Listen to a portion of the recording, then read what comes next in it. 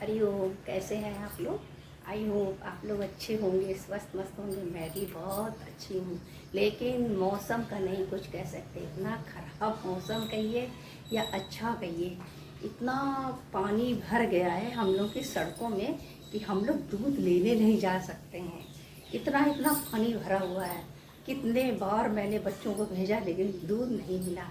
अचानक एक सज्जन पुरुष आए अपनी कार में और 2 पैकेट दूध देकर हमें चले गए। और वो सज्जन कोई और नहीं थे, मेरे भाई थे, देखने आए थे, लेकिन उनकी कार में भी पानी भर गया। फ्रेंड्स, मौसम बहुत अच्छा है। मेरा ये मानना है कि अगर सुबह उठे तो एक ब्लॉग बना लें, एक ब्रह्म मुहूर्त का होता है। और दूसरी बात, भगवान की अच्छी अच्छी बातें हो जाती हैं। और भगवान की बातें हो जाती ना तो मन भी बड़ा खुश हो जाता है फ्रेंड्स। क्योंकि मैं 24-25 साल से सत्संग से जुड़ी रही हूँ। कोरोना काल से ही मैंने अपने घर में सत्संग बंद करा है, लेकिन करती हूँ, अब भी हूँ। कभी कहीं होता है, कभी घर में, कभी किसी के यहाँ मुझे जाना पड़ता है। फ्रेंड्स, कहने का मतलब है कि अगर अहंकार इंसान के आ गया किसी भी चीज़ का, कि मैं रोज़ सत्संग जाती हूँ, मैं भी डेली जाती थी, अपने लिए भी कह रही हूँ। मैं रोज़ सत्संग जाती थी, सुबह भी शाम भी। फिर एक समय ऐसा आया कि मैं सुबह सुबह ही जाने लगी। इस बात का भी मुझे अहंकार आ गया कि मैं चली जाती हूँ सुबह सुबह।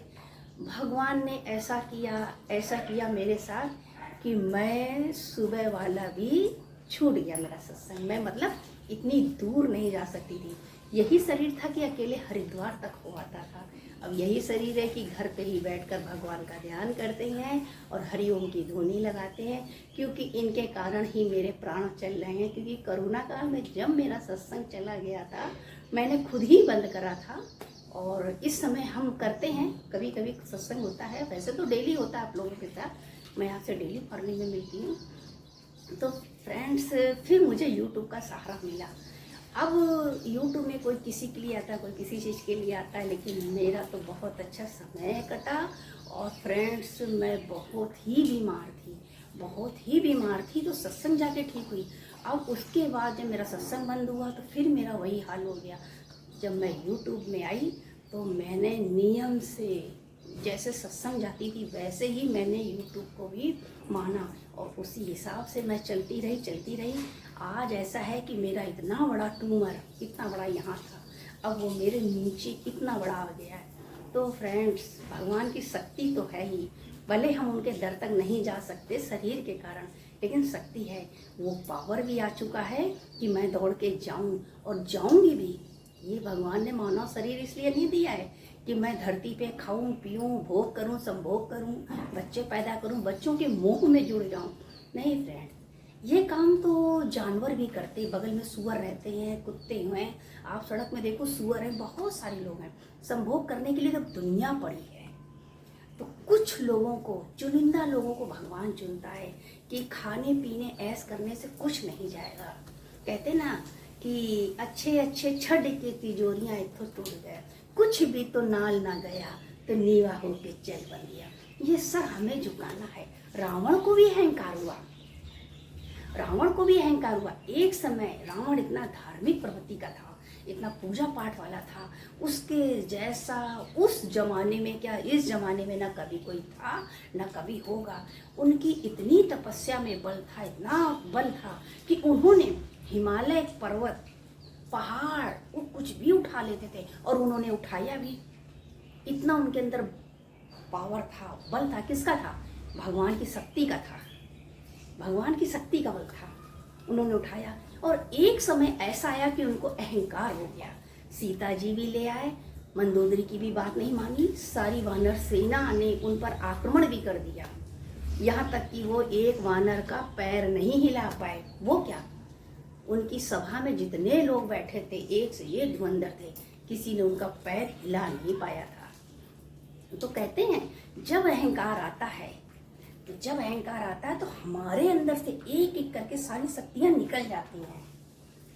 और आप कुछ भी नहीं हो, आप जीरो हो, केवल आपके अंदर श्रद्धा है, सच्चाई है, ईमानदारी है, तो भगवान आपके अंदर घुस कर ऐसे काम कराएगा, ऐसे काम कराएगा। आपको जरूरत होगी सब्जी वाले की, उससे आ जाएगा, लिखेगा देखो मगर प्यार से, सावधानी हटी दुर्घटना घटी। तो आपको ऐसे ऐसे छोटी छोटी बातों से वो अवगत कराता है।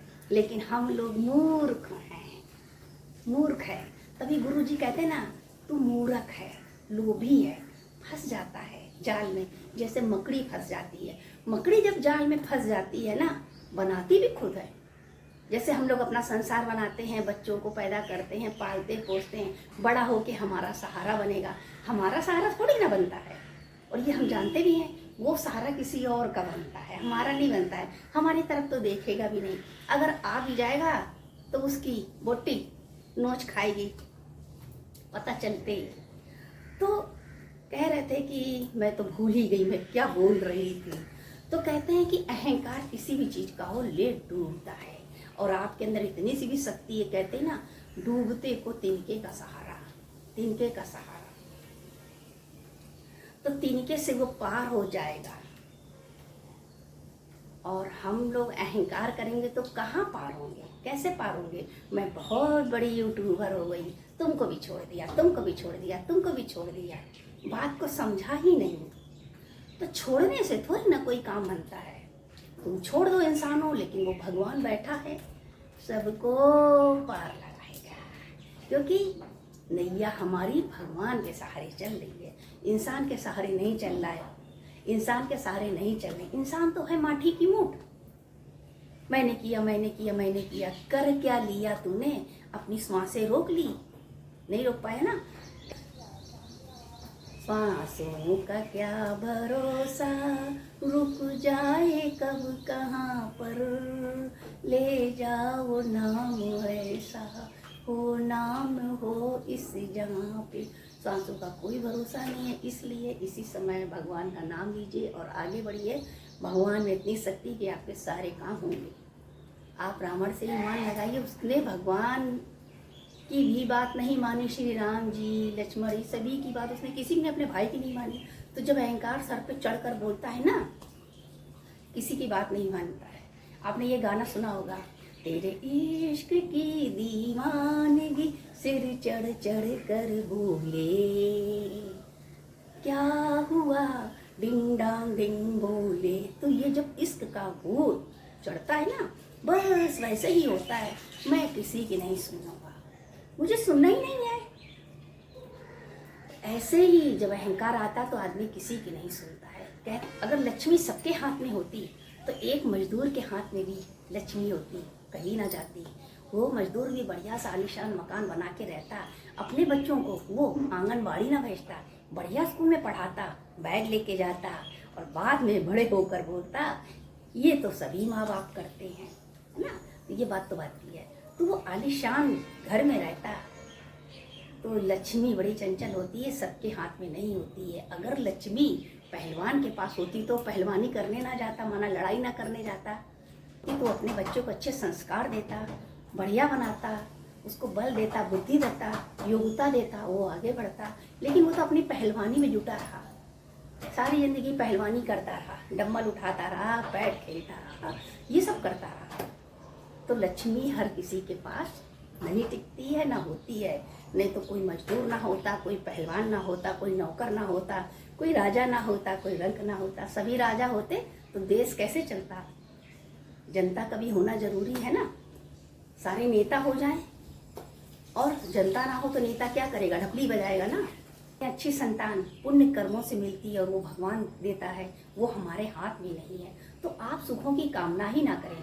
जब आप सुखों की कामना करेंगे तो आप सुख सुख मांगेंगे, और सुख वो मांगो जो कभी ना जाए।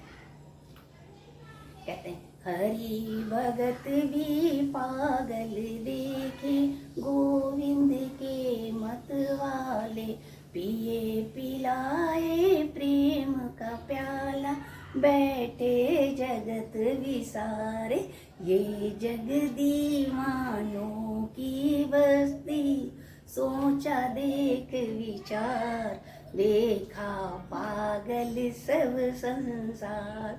कोई देखा धन का पागल, धन धन करता जाए, हरि भगत भी पागल देखी, गोविंद के मत वाले। तो पागल हरि भगत भी हैं, ये माया के लोग ही तो पागल हैं, लेकिन हरि के भगत भी पागल है। ओ मैं मांगू वो ही पागलपन जिसका उतरे नहीं खुमार, देखा पागल सब संसार। एक बार देव ऋषि अपने मित्र के साथ कहीं जा रहे थे। रास्ते में एक हलवाई की दुकान पड़ी। हलवाई बैठा था, खोआ मोट रहा था। उधर से थोड़ी देर बाद देखते हैं कुत्ता दौड़ता हुआ आया, और जो वहाँ पर पत्तल उत्तल खा के डाल देते हैं वहाँ पर कुत्ता मुंह मारने लगा।